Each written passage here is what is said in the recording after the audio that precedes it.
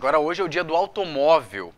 Desde que as primeiras montadoras surgiram nos anos 50, a produção brasileira só cresceu. As leis de trânsito ficaram mais rigorosas e os cidadãos tiveram que aprender a conviver uns com os outros nas ruas. E você? E você, Perdigão? Como é que você se comporta no trânsito? Eu me comporto bem. É mesmo? Sim. Direção defensiva? Sim. Muito bem. Inclusive já fiz curso de direção defensiva. Parabéns, é isso aí mesmo. Indico. Esse é o assunto que nós vamos conversar a partir de agora com o chefe de educação para o trânsito do Detran, na verdade é a chefe, Laís Silveira, o coordenador de projetos da Fundação Tiago Gonzaga, coordenadora Daniela Nunes e o consultor do Sindicato das Autoescolas, Adão Castro. Boa noite, sejam todos bem-vindos. Muito obrigada. Boa noite. Boa noite. Muito obrigado pela participação de vocês. Agora eu começo perguntando como vocês veem o comportamento do motorista aqui na Grande Porto Alegre, aqui no estado. É um comportamento que a gente pode ficar orgulhoso ou a gente tem críticas ainda para fazer no geral? Ou podemos começar com a Daniela, por favor. Laís. Com a Laís, desculpa. Ok, boa noite a todos. É verdade, ainda muita coisa precisa ser feita, né? Alguns condutores já adotam comportamentos mais seguros. A gente observa que existe um caminho para a conscientização, né? Nós vemos trabalhando há algum tempo já com essa questão de mudança cultural, mas ainda percebemos que tem muito trabalho a ser feito, porque a mudança de comportamento ela passa necessariamente por um comportamento interno, né? Um querer, né? Conhecer algo, perceber que aquela sua atitude não está mais adequada e decidir, né? Escolher agir de uma forma diferente. Aí sim, a gente pode dizer que essa pessoa está conscientizada. E isso é um trabalho que acontece a longo prazo. Agora eu vou passar para o Adão perguntar se as autoescolas trabalham isso, porque obviamente a gente, bom, quem passou pelo exame sabe, né? Temos o exame teórico, o exame prático e muita gente fica decorando sinalização, fica tentando arrancar na lomba, que é uma dificuldade que muita gente tem na prática, mas o conceito mesmo do que é dirigir. Acho que as autoescolas sabem ou trabalham bem essa ideia. E onde é que falha isso? Seria a nossa própria cultura aí, a autoescola não tem como trabalhar com tantos estímulos como a gente tem, com velocidade, o poder do carro, o status do carro hoje em dia. Como é que tu enxerga isso, esse conflito entre a autoescola e o dia a dia mesmo? As autoescolas recebem algumas críticas, eventualmente, mas deixar bem claro que a formação do condutor no Brasil é uma formação que ela está em crescimento e mudanças ocorrem. Mas o Rio Grande do Sul, ele é, eu posso dizer assim, o que dita regras de uma ótima formação para o Brasil. Hoje, eu posso afirmar para todos que o Rio Grande do Sul tem a melhor formação de condutores do Brasil, apesar de ser uma formação que ela tem uma legislação federal. Mas aqui nós cumprimos integralmente toda a Lei 9.503, o Código de Trânsito Brasileiro, e também as resoluções do CONTRAN e as portarias do DETRAN. Temos uma ótima formação dos instrutores, que são formados em universidades. Temos uma ótima formação dos examinadores, que hoje são do nosso DETRAN. Então, a formação ela é uma ótima formação, excelente. E até faço um convite para as pessoas visitarem outros CFCs fora do estado do Rio Grande do Sul, que com certeza vocês vão vir com a mesma impressão. É evidente que a formação do condutor ela é uma formação técnica. E os CFCs cumprem integralmente o que está previsto em resoluções e determinações federais. O que nós precisamos melhorar é disseminar a cultura de segurança no trânsito neste país. Ainda falamos pouco sobre segurança no trânsito. Como mudar um comportamento de um menino que passa 18 anos assistindo, muitas vezes, na própria família, no próprio lar, né, um comportamento inadequado, e quando ele chega numa autoescola, ele vai fazer 45 aulas teóricas e 25 aulas práticas e mudar todo este comportamento durante 18 anos. Então, é um verdadeiro desafio, é um desafio que os CFCs realizam de forma muito engajados nisso. Todos os CFCs do Estado do Rio Grande do Sul, na grande maioria, realizam trabalho nas escolas, realizam palestras, blitz educativas, junto com os órgãos de trânsito municipais, mas essa cultura de segurança do trânsito ainda passa por um trabalho que precisa começar em casa. e as escolas também têm uma boa parcela também de responsabilidade nisso. Hoje, os professores realizam trabalhos, mas esse trabalho tem que ser mais continuado. Sim. Eu passo agora a mesma pergunta, na verdade, colocando algumas outras observações, até para a gente ter noção e comparar. Esse ano, tivemos o lançamento de um filme chamado Velozes e Furiosos. Na sua sétima, me corrige, Perdigão, se estiver errado. Eu acho, sim, sétima. Sétima edição deste filme, né? Sétimo capítulo desta saga, que trabalha com carros de alta potência, uma cultura toda em cima do status do automóvel. Como é que a Fundação Tiago Gonzaga, que trabalha nas escolas, tem essa missão de tentar mostrar para as pessoas que o trânsito não é veloz e muito menos furioso? Bom, eu acho que a gente vem trabalhando há 19 anos, hoje a gente está fazendo 19 anos, né, de Fundação Tiago Gonzaga, nesse trabalho intenso, como tu disse, junto às escolas, porque a gente acredita na formação de novas gerações para mudar essa cultura, né? E a gente vai contra isso que tu está trazendo, né? Que a mídia traz, né? A gente busca trazer a questão da responsabilidade, a questão da preservação da vida e valorização da vida, não só no trânsito, mas como um todo, né? Sempre buscando apontar as questões bem de educação, né? Porque eu sempre digo assim, as pessoas hoje a gente observa que o motorista ele não tem educação, ninguém tem educação. Como é que, por exemplo, eu conduzo uma bicicleta na via? As pessoas, a gente não tem o CFC para aprender isso, né? É verdade. Então, assim, o quanto a gente tem que poder entender que, antes de tudo, vem a proteção à vida. Sim. Né? Então, é isso que a gente procura disseminar, e desde os pequenininhos lá na Fundação. Né? Então, eu sempre costumo dizer, né, que as crianças são nossos grandes multiplicadores, porque as crianças, por elas serem, vamos dizer assim, uma esponjinha, né, o que a gente consegue passar para elas em termos numa atividade lúdica e tal, elas absorvem. Sim. E elas reproduzem isso. Então, geralmente os pais que recebem a criança que teve, por exemplo, numa atividade lá na Fundação, geralmente vão ser questionados em relação ao cinto de segurança, ao uso da cadeirinha, a poder respeitar a faixa de pedestre, né? Porque a gente procura abordar sempre a questão da circulação de acordo com cada faixa etária. Né? Então, a gente vem buscando fazer isso com esses 19 anos, e o que a gente vem percebendo é que assim, as gerações novas já têm um outro comportamento. Né? A gente hoje percebe que, por exemplo, quem bebe e dirige não são os mais jovens. Quem bebe e dirige geralmente são pessoas que o código que entrou em vigência em 98, né? As pessoas lá de 40 anos, 45, que não era esse código quando aprenderam a dirigir. Né? E esses, sim, são mais difíceis de serem modificados em termos de comportamento. De serem educados. Exatamente. Né? E a questão da educação também passa por essa questão da multa e de punir realmente os infratores. Laís, na tua opinião, depois com esse novo Código de Trânsito Brasileiro, a gente pode ver mais mudanças depois dessas punições? Eu acho que é um conjunto de coisas, né? Eu só queria aproveitar, antes de te responder a pergunta, colocar em relação ao filme, né, Velozes e Furiosos, e tu colocasse, né, Bivis, a questão da influência, talvez, da mídia e desse filme, por exemplo, no comportamento do jovem, né, enfim, do condutor. E a gente vê, né, na prática, que a multa, a infração que é mais cometida é o excesso de velocidade. Né? Nossos dados estatísticos a gente tem disponíveis no nosso site, no site do Detran, está bem todos os gráficos, enfim, inclusive o ranking das infrações mais cometidas, né?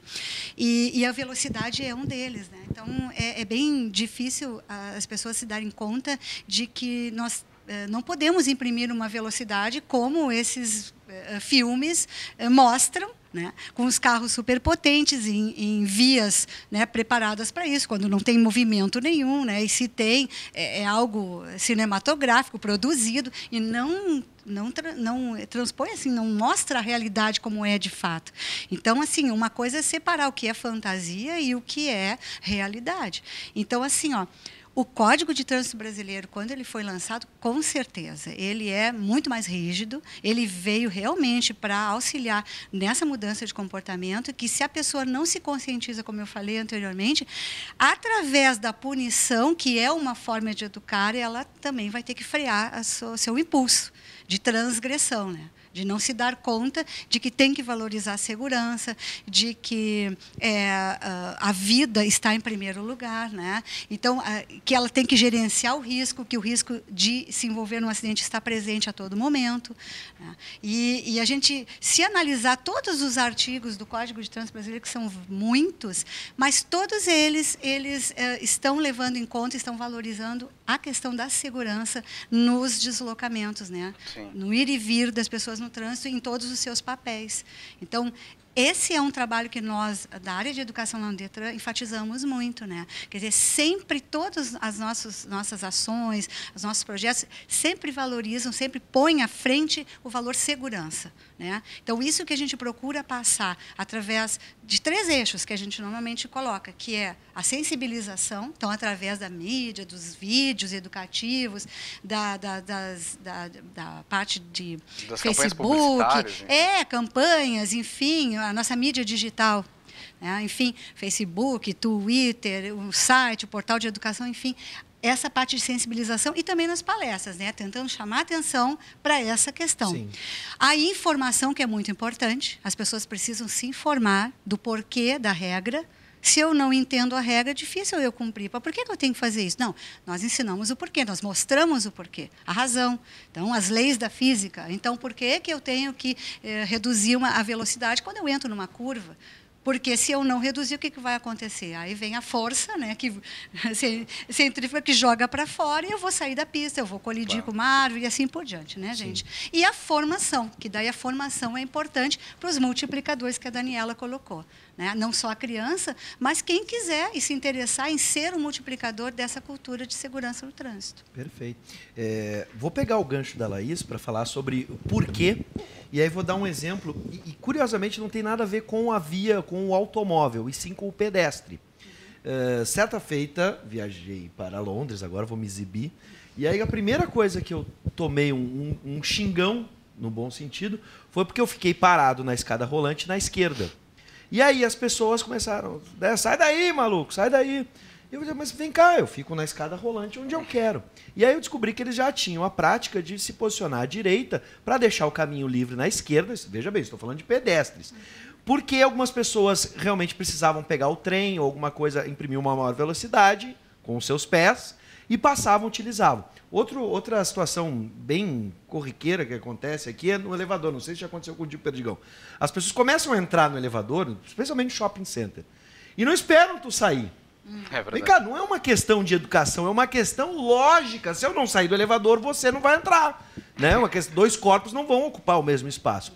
Eu tenho percebido, e longe de defender motoristas, ainda mais os imprudentes. A gente sabe que o código diz isso, né? Que o maior, né, o veículo, deve respeitar ou proteger o menor, o pedestre, ou o ciclista, ou até mesmo o motociclista. Mas eu tenho acompanhado no trânsito, e eu não sei se vocês dividem da mesma opinião, que todos somos pedestres, correto? Sim. Alguns são motoristas, alguns são motociclistas, alguns são ciclistas, mas todos somos pedestres. Mas eu já vejo, por exemplo, imprudência no ato de andar.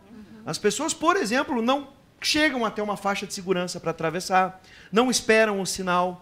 Então, me parece que essa falta de educação, ela vai refletir mais no motorista, e aí o Adão pode me corrigir, mas se os CFCs também trabalham dizendo, você, antes de ganhar essa carteira de motorista, é um pedestre.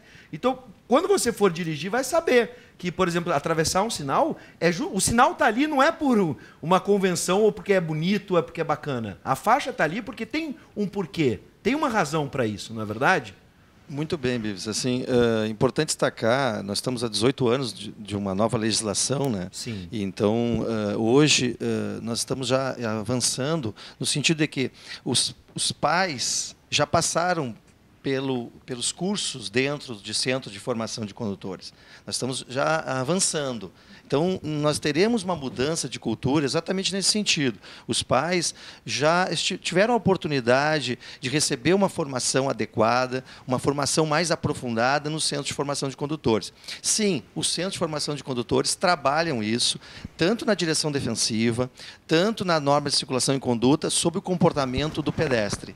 Tá? Claro, com ênfase a exatamente a proteção da vida. Sim. Mesmo que o pedestre esteja errado, nós, do Centro de Formação de Condutores, orientamos que o condutor sempre dirija uma velocidade adequada, que ele possa, então, evitar o acidente. Porque esse é o princípio de tudo. A direção defensiva prega isto.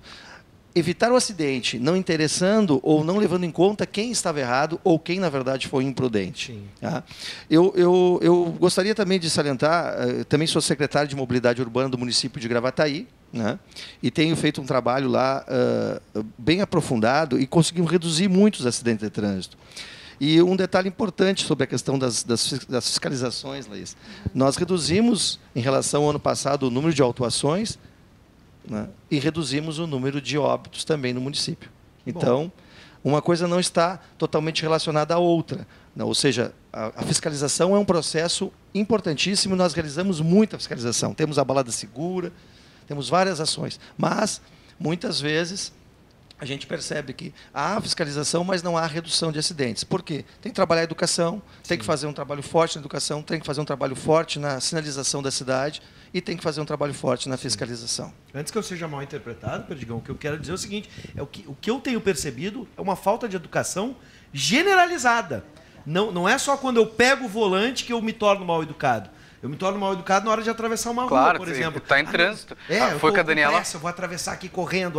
Não vai dar nada. Eu sempre cuido os dois lados. Não é assim. Completar, Bibs, assim, o trânsito ele é o reflexo de nossas vidas. Como a gente divide espaço com as outras pessoas. Sim. E isto serve para casa, serve para o trabalho, serve para as calçadas e serve para o trânsito.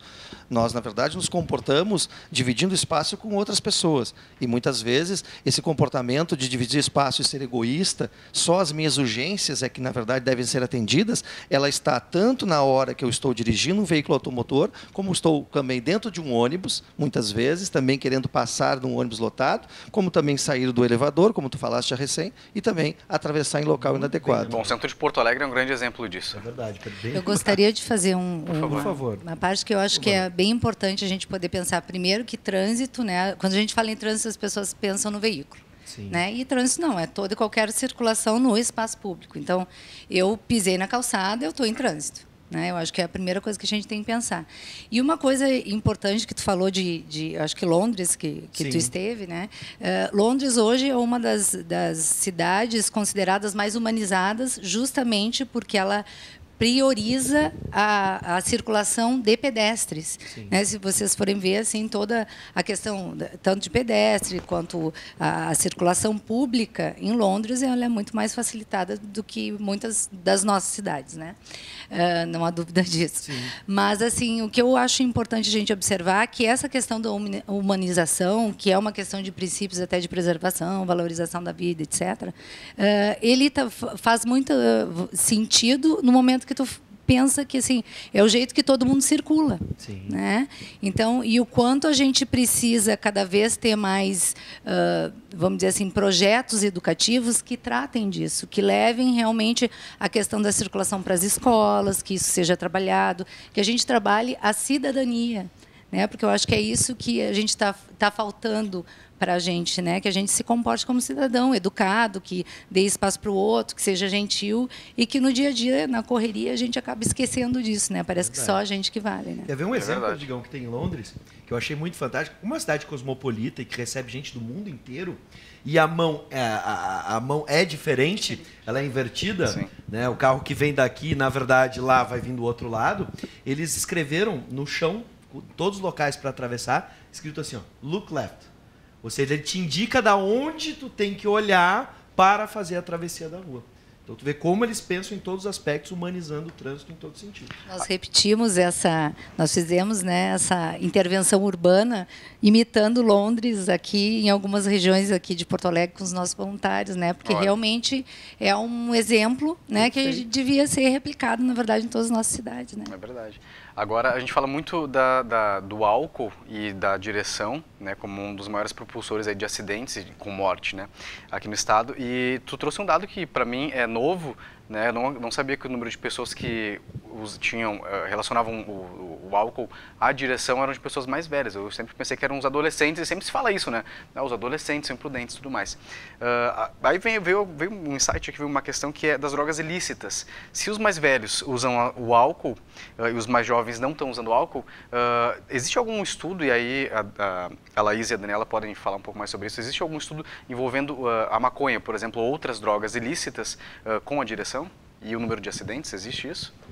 Um estudo, eu assim, no presente, eu não estou recordando assim algum estudo científico, alguma pesquisa em relação a drogas, assim, mas a álcool, sim. A gente tem até um laboratório de pesquisa do Pechansky, né, do Lastran, da URGS, que tem toda uma pesquisa em relação à influência do álcool e a direção. Mas a gente sabe, né, que as substâncias ilícitas, as outras drogas, elas incidem diretamente, né, nos reflexos e no raciocínio e na atenção e na percepção da pessoa, né, no momento que ela está dirigindo ou mesmo caminhando como pedestre, transitando na via, enfim, ela vai estar comprometida nos seus reflexos, na sua atenção mesmo, no ambiente de trânsito, que ela precisa ter atenção, porque são muitos estímulos, para que ela possa gerenciar, né, melhor o risco de se envolver num acidente, né. Agora, em relação aos jovens, né, não é que os jovens não estão bebendo, eu acho que até tem muitos que se acidentam, a gente sabe, acidentes agora recentes que ocorreram e que foram detectados várias causas, né? Não é que, por exemplo, um acidente ocorre e não é uma causa apenas, normalmente é um somatório de duas ou mais, né, situações que foram agrupadas e aí ocasionou, né, um número grande de óbitos, como teve, né, com esse veículo agora há pouco, com 6 mortes e tudo. Então a gente vê assim, teve... Marajó na BR-386, nossos dias não está lembrando. Teve uma série de coisas, né? Então, por exemplo, a gente analisou aquele acidente, algumas coisas. Então a gente viu, poxa, mas por que ele estava parado sem a sinalização adequada de que se ele estava com algum problema, aquele veículo, ele deveria ter tomado, o condutor, alguma atitude de segurança, ou colocado o triângulo, ou sinalizado de alguma forma. Ele estava parado no acostamento ou estava parado na via, se for o caso? Se estava no acostamento, bom, por que o caminhão estava, então, também, e não viu que ele estava naquele período? Então, assim, e aí?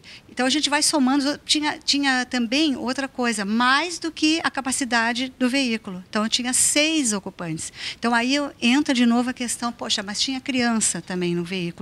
E por que a criança não estava adequadamente, né, com o cinto? A menor tinha 8 anos, então ela normalmente deveria estar usando o assento de elevação nessa faixa etária, né? Então, não tinha, o assento devia estar no colo de alguém, ou mais para frente, o outro mais para trás. E outro acidente que também ocorreu com jovens, que teve uma morte, os outros foram socorridos, foi agora, essa noite, eu penso, ou na noite passada, enfim, que estavam vindo de festa, tinha a questão da alcoolemia, tinha velocidade, excesso de passageiros. Então, é um somatório de coisas. Então, os jovens estão mais conscientes? Com certeza estão. Existe um envolvimento maior nessa faixa etária dos mais velhos em relação ao descumprimento, a achar que comigo não vai acontecer, porque eu domino, eu tenho experiência, eu dirijo há mais tempo. Existe esse conceito também. Mas, em relação às drogas ilícitas, eu acho que é... Eu pergunto isso porque nós falamos... Só para não perder o gancho, existe a possibilidade de, daqui para frente, muito próximo, alguns anos, ou até mesmo daqui a um ano, a gente possa ter também na balada segura algum detector? Era isso que eu ia perguntar. Porque nós falamos sobre isso já no cafezinho, na Mix. São Paulo, eu acho que São eles Paulo, já utilizam. né? Sim. São Paulo e Manaus, eles utilizam já o identificador. Para detectar maconha, cocaína e outras drogas. É possível Num isso? futuro breve, sim, já vai ser incluído. Eu quero corrigir uma coisa que o Perdigão falou ali. Eu não quis dizer que os jovens não misturam álcool e direção, né? Mas, assim, esse é um dado até que, assim, o que tem se percebido é um aumento na fiscalização de quem cai na fiscalização. Sim. A maioria são pessoas de mais idade, né? Então, assim, por isso que eu me referi. Não que os jovens não continuem fazendo não, isso, claro, com né? certeza. Mas o que existe, assim, geralmente, eles conseguem, pelo menos, determinar que um não beba para poder dirigir. Isso já tem com muito mais frequência do que antes. Mas a alcoolemia ainda é um fator importantíssimo na questão dos acidentes graves. Digo, eu sempre dirigi, nunca tive problema, e agora eu vou continuar. Então, parece que a mudança, o pessoal já está tendo uma outra consciência nessa nova geração. Eu pergunto agora, no caso do CFC, ao ser autuado, por exemplo, perde a carteira, vai passar por um processo, né, enfim, vai passar pela famosa... Agora me fugiu o nome. Suspensão. Isso, a suspensão. E aí vai para a reciclagem. A reciclagem tem funcionado? A reciclagem é uma ótima oportunidade, né? E o CFCs tem se preocupado muito com esse momento, porque é o momento de reeducar um condutor que está há muitos anos já e grande maioria deles não realizou o processo como é realizado agora, com aulas teóricas e aulas práticas. Então, é uma ótima oportunidade.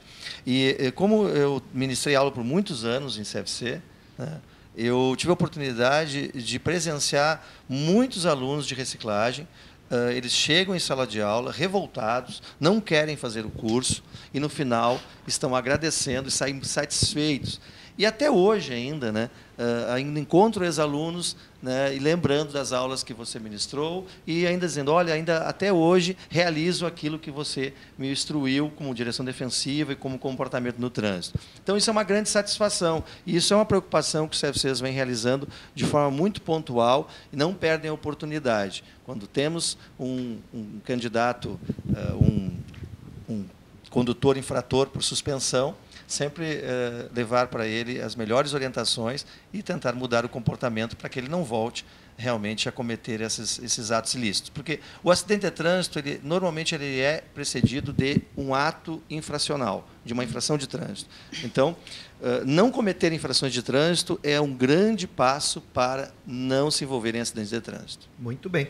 Bom, infelizmente, a gente teria várias coisas para abordar, né? Mas eu quero agradecer a disponibilidade de todos. E eu vou deixar um espaço final, né? Um minuto final, para que vocês possam falar... Para quem quiser entrar em contato, né, para atividades de educação, para quem quiser conhecer mais sobre o que os CFCs fazem, né, e entrar em contato para também saber qual o CFC mais próximo, enfim, todas as informações. E vou começar com este minuto final com a Daniela para falar do brilhante trabalho que a DISA faz com todos vocês, com o apoio de todos vocês na Fundação Tiago Gonzaga. E quem quiser, sobre os trabalhos que a Fundação, as visitas às escolas, quem quiser saber mais e entrar em contato com vocês, por favor, Daniela. Bom, então, quem quiser saber mais sobre, né, os nossos teatros, atividades, palestras, entre em contato, né, com a Fundação Tiago Gonzaga pelo telefone 32310893 ou pelo vidurgente@vidurgente.org.br. E se colocar Vidurgente lá no Google, vai aparecer a nossa página, né, o Facebook, Twitter, a DISA também está, né, Facebook, Twitter, quem quiser seguir, nós estamos lá. Né? Lembrando que o que circula nas ruas são vidas, né? A gente sempre faz esse apelo porque eu acho que assim é importante a gente poder pensar em preservar, né, aquilo que a gente tem de mais importante. E eu guardo sempre uma frase da DISA, né? Você não precisa encher a cara para fazer a festa. Antes mesmo de pensar no automóvel, você não precisa também ficar doidão para fazer uma baita de uma festa, não é verdade? Isso aí. Muito bem.